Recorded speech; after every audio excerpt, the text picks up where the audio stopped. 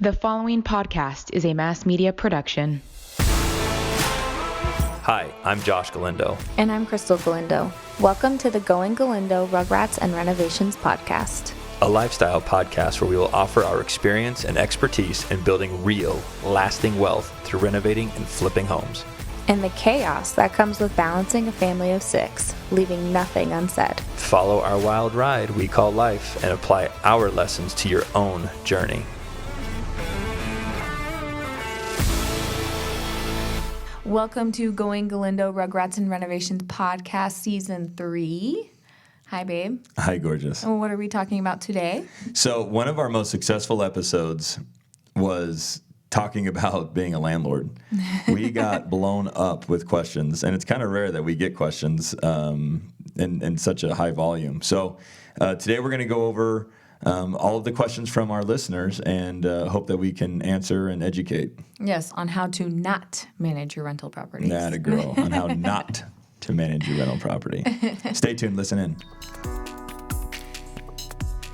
Hey guys, it's not too late to be a sponsor of the show.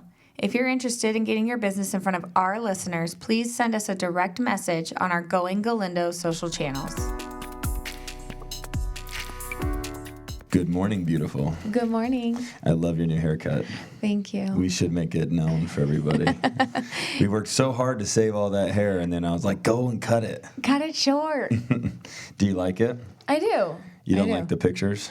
That's what you told me. Yeah, I don't like the pictures of it, but everyone else says they like it, so I guess I'll keep it for now. I would love for you to keep it. You've been wanting my hair short for a long time. Yeah, I like it short. Yeah. I like it short because you're pretty.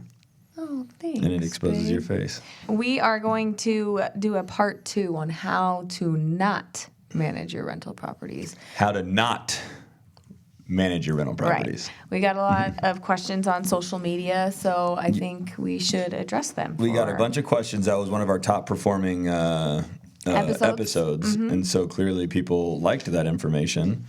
So we'll give them more of it. Yes. And as you said, we had a lot of people. I couldn't believe the amount of comments and questions that we got, but we were able to I know you almost thought they were fake, but they're all real. You know, even more than, there was hundreds more than this. Yeah, it's crazy. So, shall we? We shall. All right. So, let's start with the first one. What are the pros and cons of using a property manager? What do you think, honey? So I know you have personal experience with using it.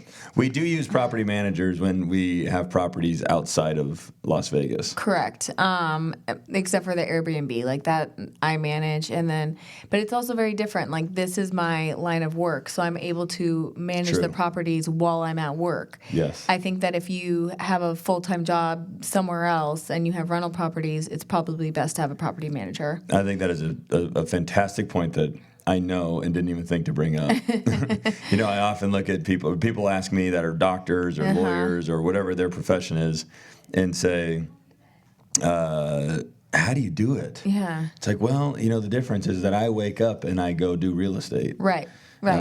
So I don't have to wake up and go play doctor, and then when I get off at whatever time I get off, have to go play real estate. Right. Yeah. Right. No, that's a really good point. Yeah, so I would actually, on that one, I'm going to say a property manager is probably a good idea if real estate is not what you do full time. Correct. All right, let's talk about it if real estate is what you do full time.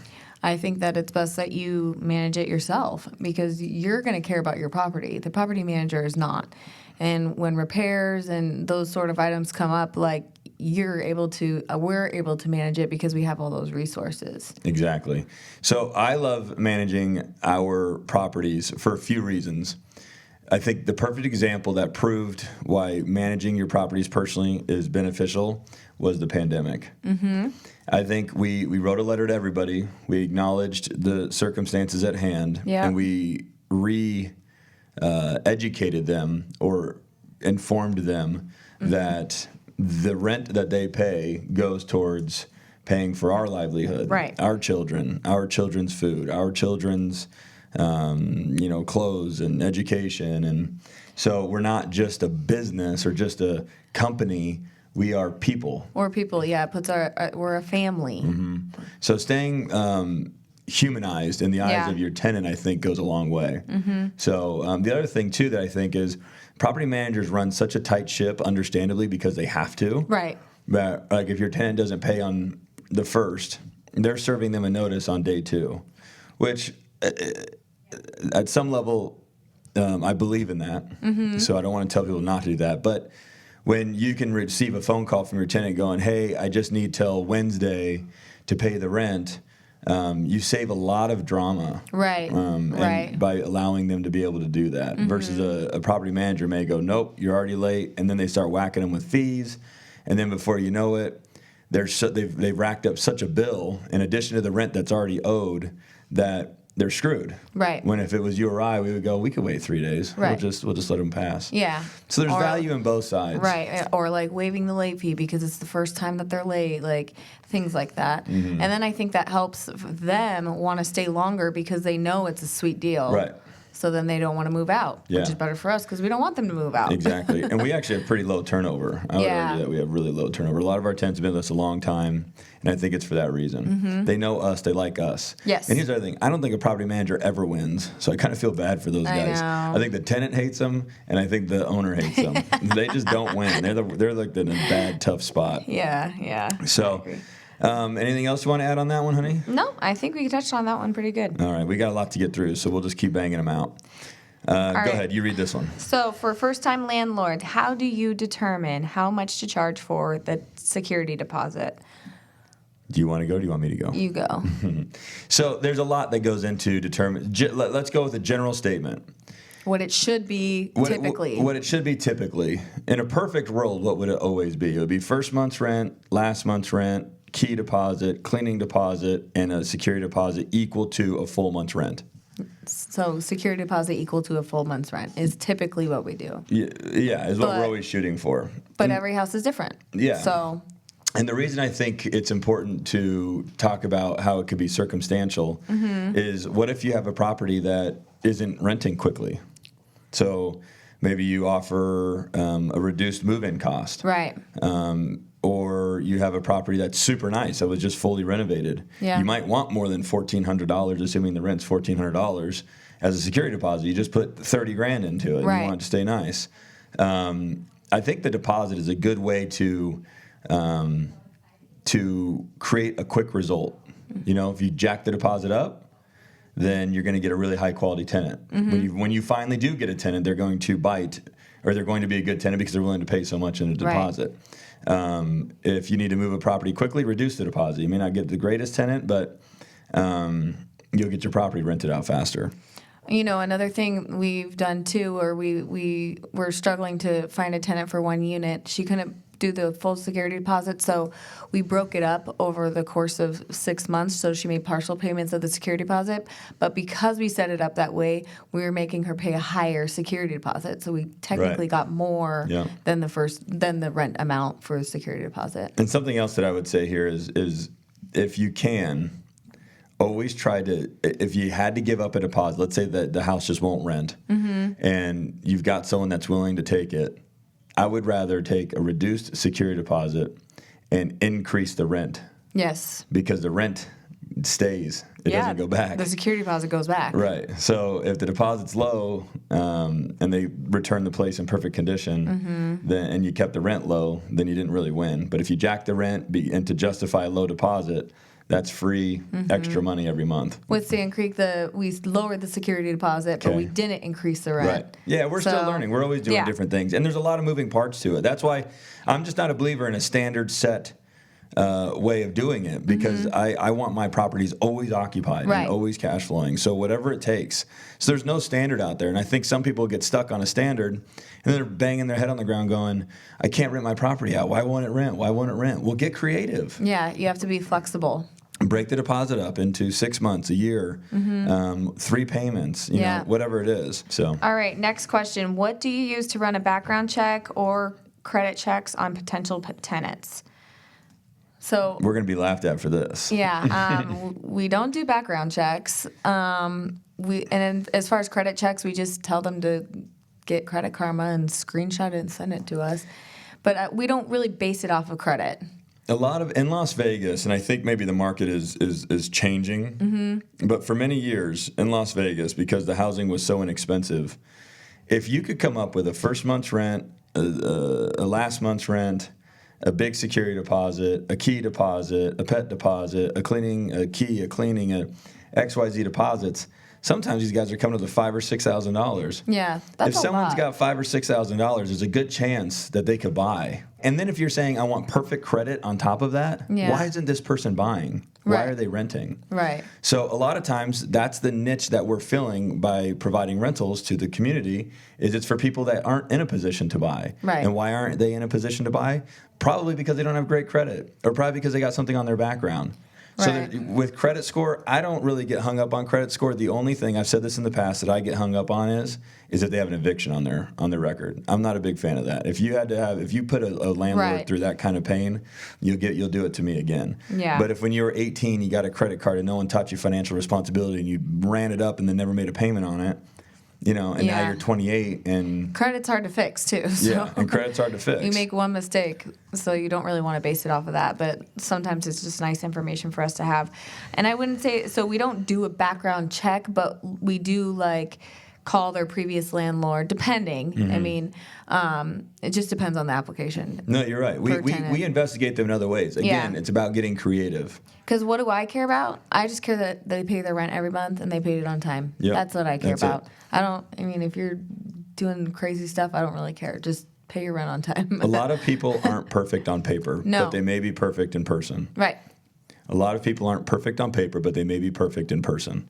So I think it's worth investigating them as a person instead of them on paper.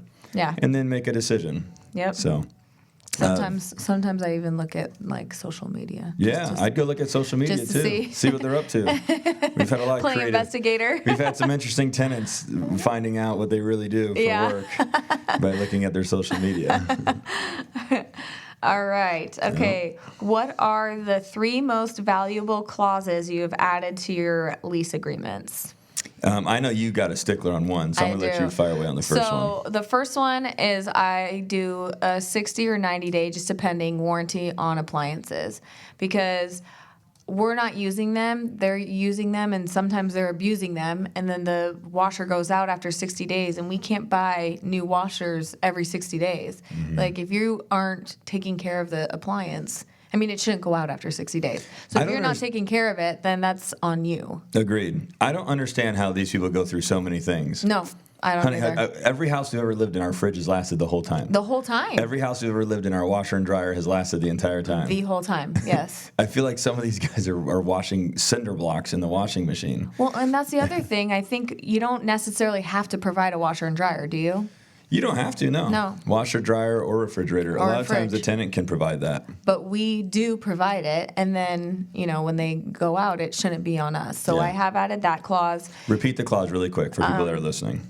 A 60 to 90 day, just depending how, on the appliance, warranty on all appliances. Anything after that, it is on the tenant to replace. Yep.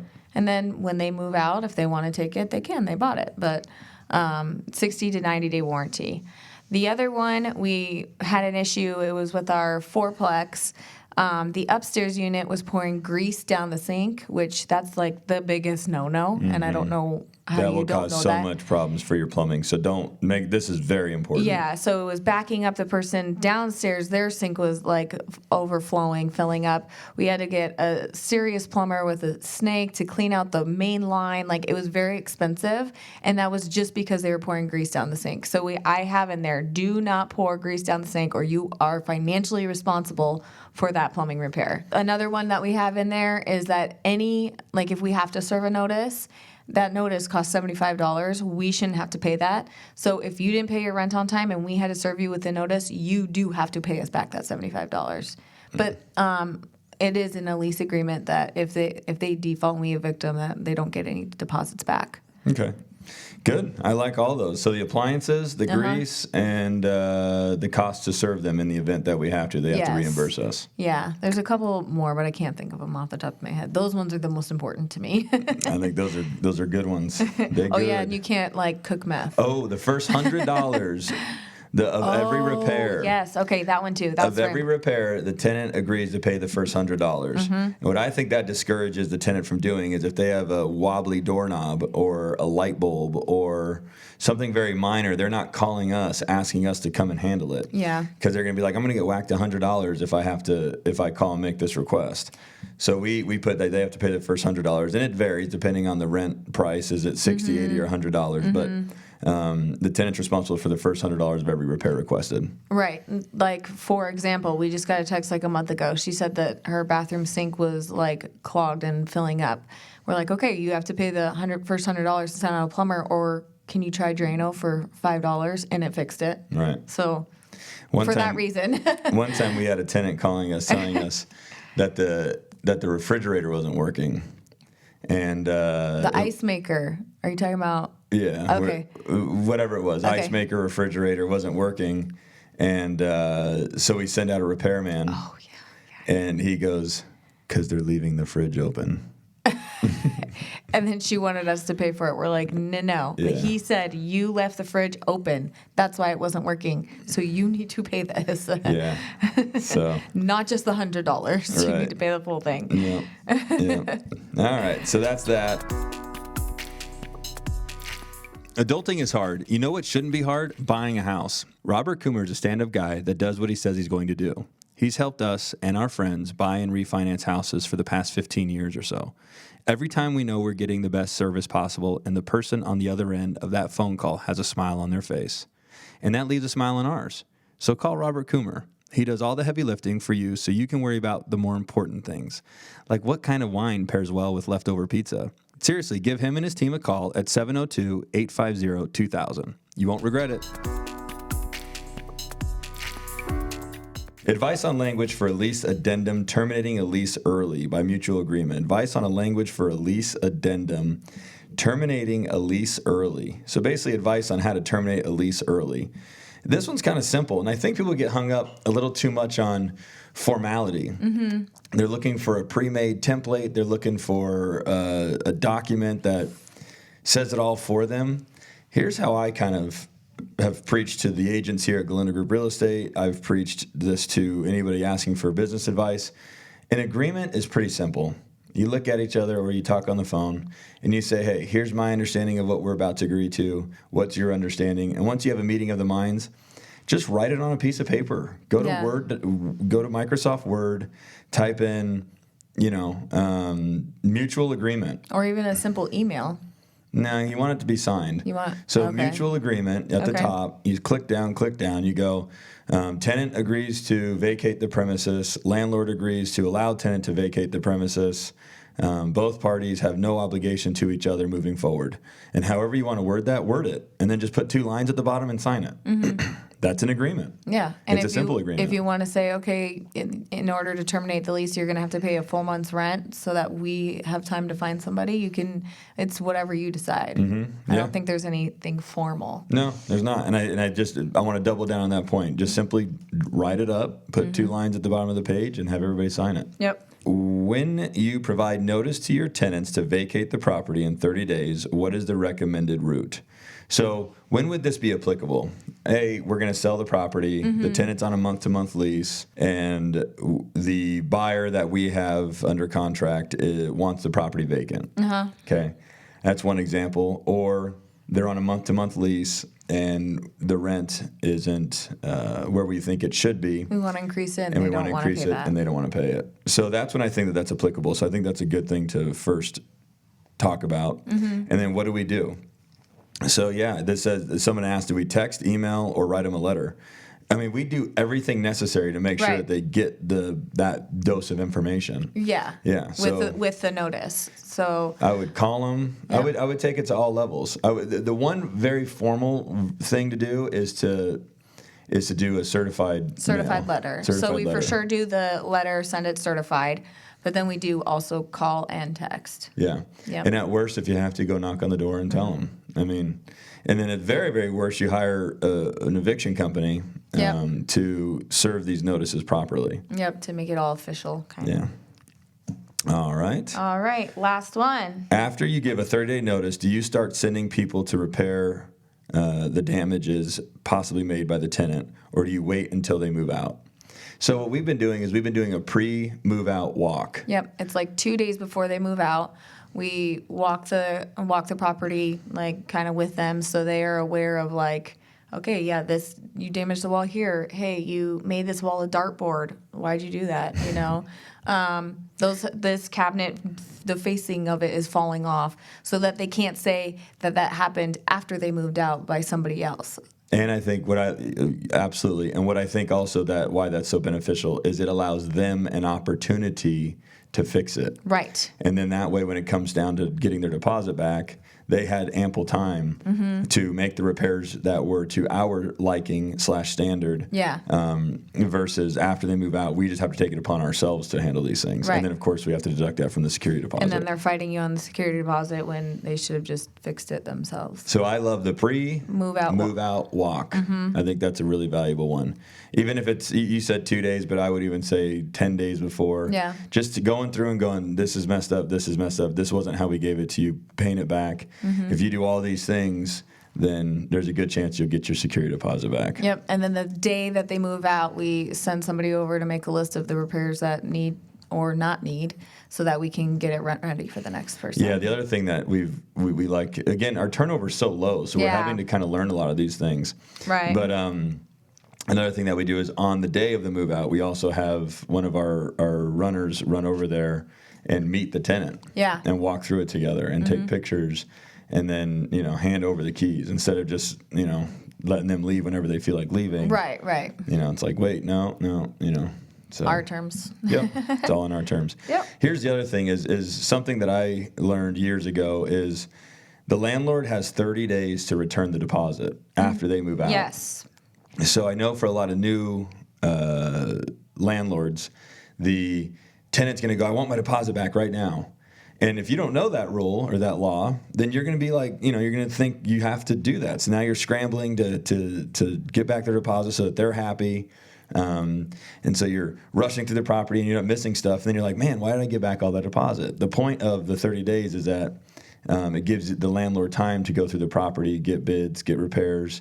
And deduct it from the security deposit. Right. And then you have to provide documentation showing what everything cost to the tenant when you return their deposit. But it has to be within 30 days of move out. So after that 30 days, when we do go to return it, I have like a simple 3-liner page saying that they release, they're getting their security deposit. Right. They agreed that this is the amount they're getting back and nothing else, and we both sign it. So I have it so they can't come back later and be like, well, you didn't give me this or whatever. Yeah, I would always make an agreement, because there's the thing. They're chomping at the bit to get back their deposit. Right. So use that leverage in your favor. If they want it that bad, say, I'm not giving it back to you unless you sign this and we agree that this is all that there is. And then when they sign that, you just sneak a few little pieces of language in there that release you of any future liability. And then you guys are done. You shake hands. They got their money. And you don't have any liability with that tenant anymore. Yep. Good job, babe. Yeah. Very impressed with you. Oh, thank you. Little property manager. I learned it from you. All right, guys. If you have any more questions, go on TikTok and ask us in the comment section, or private message us on Instagram or Going Galindo. Going Galindo podcast. Yep. So feel free to ask more questions. We like answering them. Yep. Good luck out there. Thanks for listening. All right, guys, that's going to do it for today. Thank you so much for listening. If you enjoyed the show, please rate, subscribe, and share our podcast. You can also connect with us on social media or at galindogrouprealestate.com. Until next time, thanks again for listening.